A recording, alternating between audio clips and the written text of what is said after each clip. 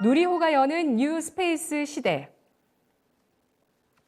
우리나라의 뉴 스페이스 시대도 기대를 모으는데요. 이번 달에 21일 오후 4시 한국형 발사체 누리호가 우주 발사를 앞두고 있습니다. 이번 발사가 성공을 하게 되면 세계 7번째 자력 발사국이 되는데요. 그 의미 미리 알아보도록 하겠습니다. 전성진 전문가님. 네, 2013년 나로 발사에 이어 한국형 발사체 누리호 발사가 최종 기능 점검 시험을 끝내고 발사 준비를 완료했습니다.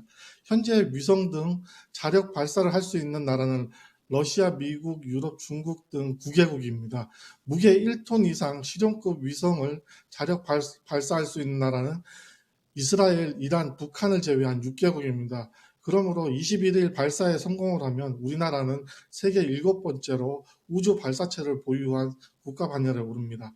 나로호와 달리 누리호는 설계, 제작, 시험, 발사, 운영 등 전 과정에서 국내 기술로만 이루어졌다는 데 큰 의미가 있습니다.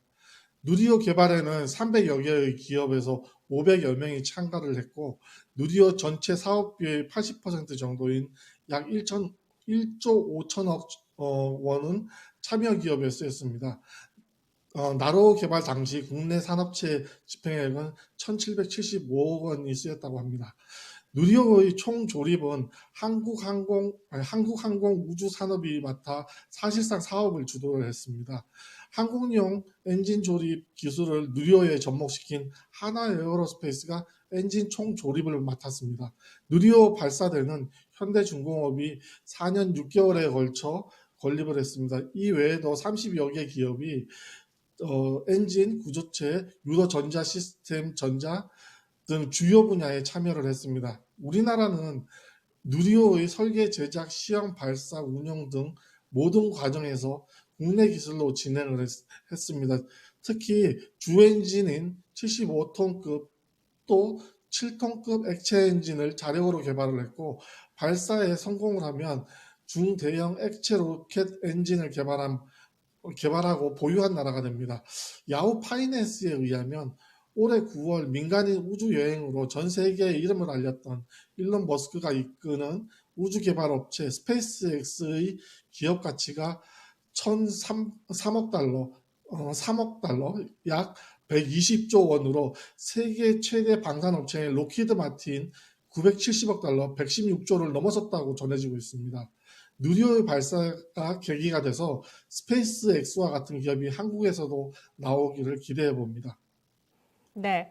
스페이스X의 시장에서 쳐주는 기업 가치가 어마어마한데요. 따라서 관련한 종목들이 또 국내에서 나올 수 있을지, 특히 국내 순수 기술로 모든 것이 제작이 된 이 누리호 발사를 통해서 어떤 또 관련주가 모멘텀을 받을 수 있을지 관심이 몰리고 있습니다.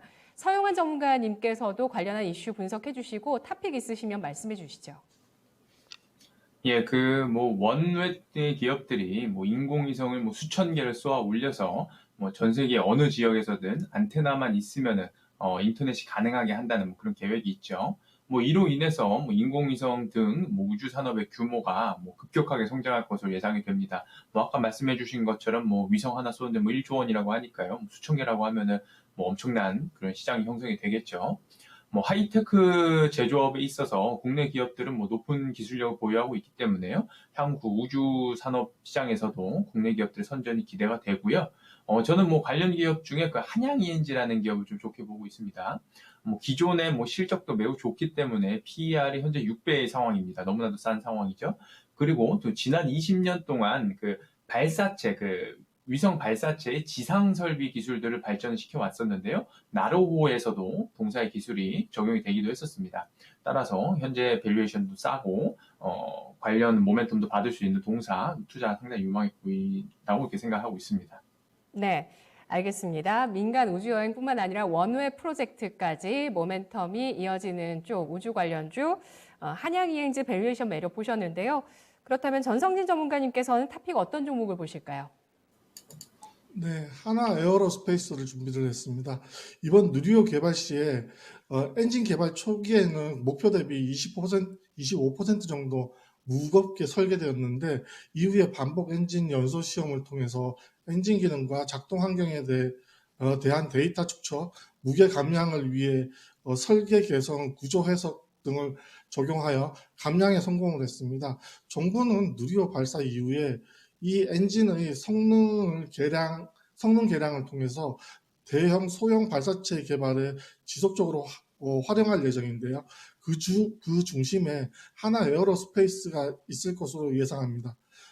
또한 최근 하나의 3세대 승계와 더불어 그룹 재편 작업이 진행 중인데 우주 시대를 열겠다는 오너의 의지가 반영되어 있어 개인 투자자들의 관심이 집중되는 종목이기도 합니다. 네, 우리 시청자분들 관심이 이 이슈에 굉장히 많으신데요. 시청자분들은 인텔리언테크와 하나에어로스페이스를 토픽으로 꼽아주셨는데 오늘 두 분 전문가는 하나에어로스페이스와 한양 ENG를 토픽으로 꼽아주셨네요. 이슈의 분석, 이슈 참견해봤습니다.